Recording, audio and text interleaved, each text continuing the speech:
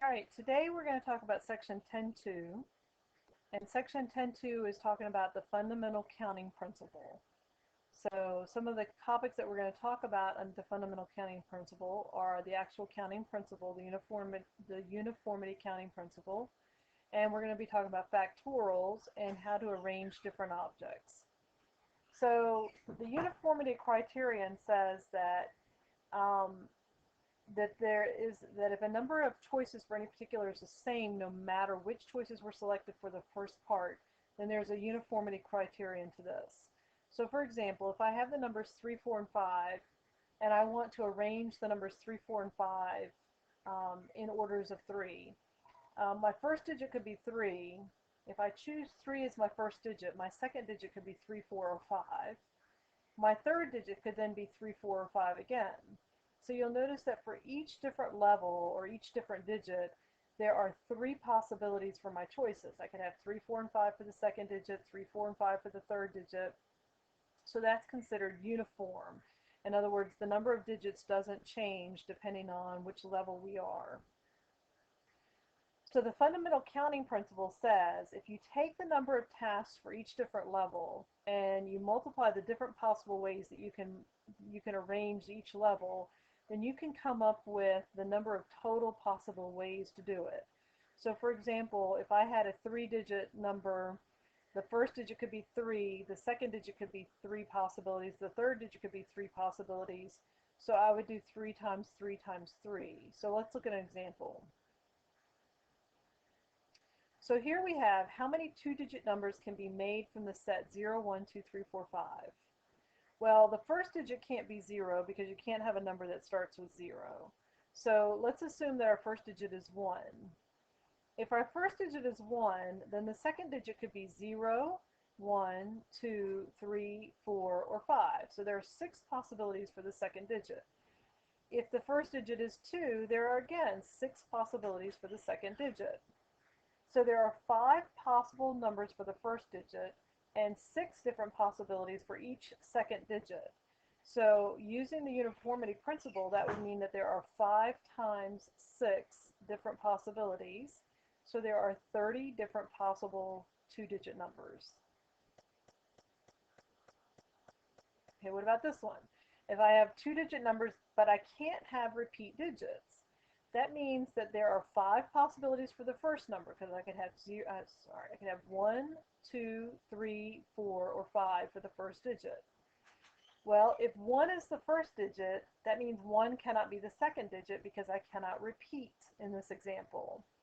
So that means that the second digit could be 0, 2, 3, 4, or 5.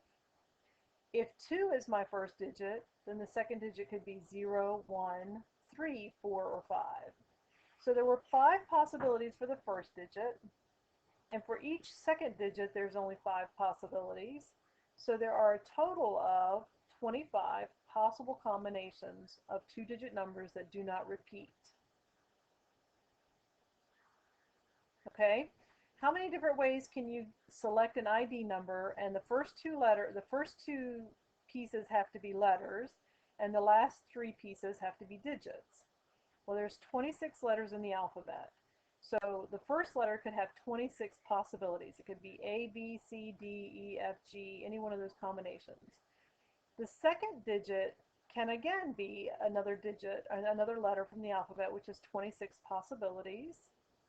It did not say that there was no duplications allowed, so I could have 26 for each of these. The third number is to be a digit between 0 and 9, so that's 10 possibilities. The fourth digit has to be a digit between 0 and 9, and the last digit has to be a digit between 0 and 9. So to figure out how many possible combinations, I'm going to take 26 times 26 times 10 times 10 times 10, which is 676,000 possibilities. All right, so for any counting number n, the product of all of the counting numbers from n down through 1 is called n factorial. And it's denoted with the exclamation point, and you can actually find that button on your calculator in most scientific calculators. So n factorial is being able to take, let me give you the formal definition, the numbers n times n minus 1 times n minus 2 all the way down to multiplication by 1. So for example, 5 factorial would be the number 5 times 4 times 3 times 2 times 1, which is the number 120. So for example, if I had 5 books and I wanted to arrange them on the shelf, and it didn't matter, you know, I could arrange them in the same order or something like that. There would be 120 different possibilities for how I could arrange those books. So here are a few more examples. 4 factorial would be the numbers 4 times 3 times 2 times 1, which is 24.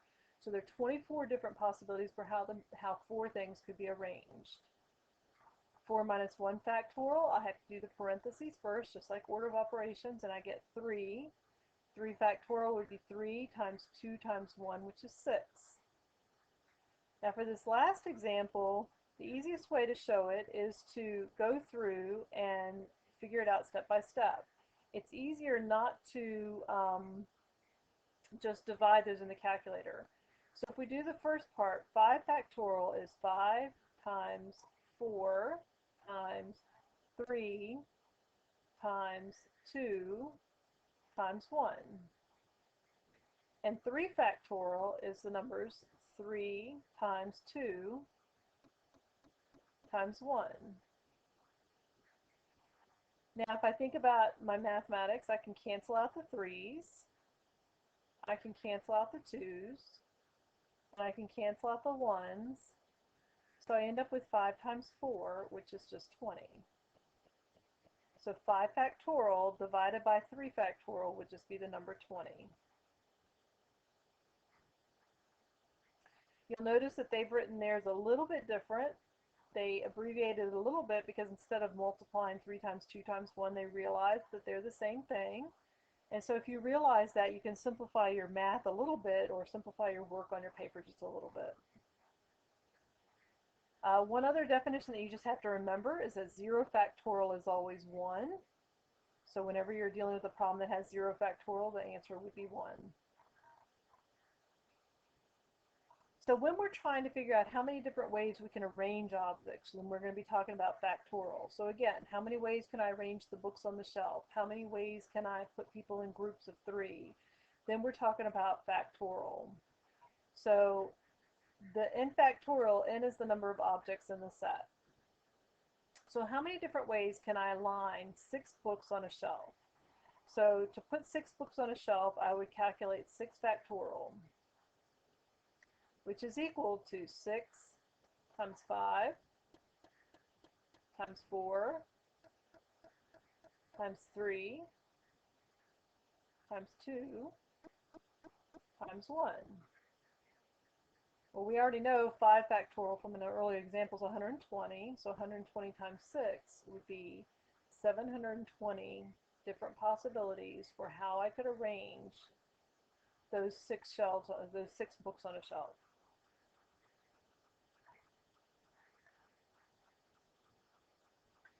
So arrangements of objects containing lookalikes.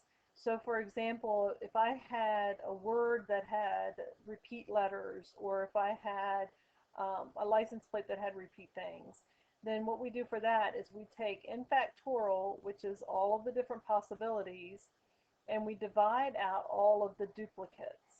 So for example, let's look at an example here. Initially. The word initially. How many different ways can I arrange those letters? I'm not necessarily looking for a word, I'm just looking for those letters to be arranged. Well, you'll notice that the L's repeat. You'll notice that the I's repeat.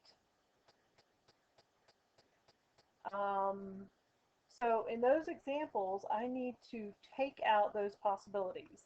So there are 9 different letters in the word. So 9 factorial is the number of letters in the whole word. There are 3 I's, so I have to take out 3 factorial. And there are 2 L's, so I have to take out 2 factorial. So if I think in terms of breaking this down step by step, I'm going to have 9 times 8 times 7 times 6 times 5 times 4 times 3, oops, sorry,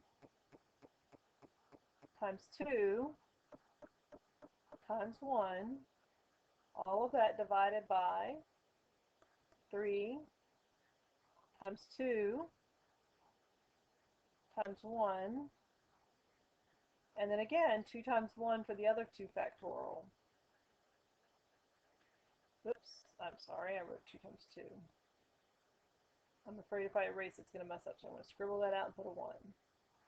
Okay, so now if I cancel things out, the 1's will cancel out, the 2's will cancel out, the 3's will cancel out, and this 2 and this 4 can reduce to 2.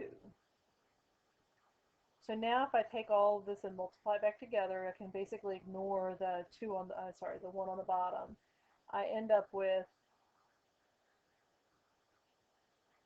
30,240 different possibilities for how I can arrange the words initially.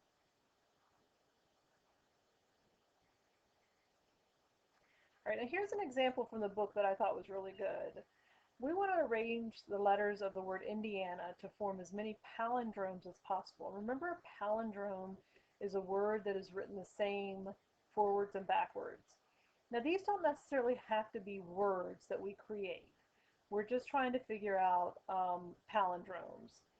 So if we look at this, we have to look at the letters and see which ones we have pairs of. Well, we have pairs of I's, and we have pairs of A's, and we have pairs of N's. So my first letter could be the I, and my last letter could be the I. My first letter could be the N, and my last letter could be the N. Or my first letter could be the A, and my last letter could be the A. So I've written an explanation here, so let's talk about it. The palindrome has to start with the letter I, or N, or A, since those are the only letters with duplicates. If I is used for the first letter, then the second letter has to be an N or an A. If N is used for the second letter, then the third letter is the letter A, leaving the letter D for the fourth letter. So all the possible palindromes, here we have, these two palindromes use I for the first and last letter, and you'll notice that the NA and the AN are reversed for the two different examples. This set of letters, or this set of words, uses N for the first and the last letter. And my last examples use A for the first and last letters. So there are 6 different possibilities of the combinations of these letters that would form palindromes. I hope this helps, and make sure you go out to my math lab and start working on your homework for section 10.2, and contact me if you have any problems.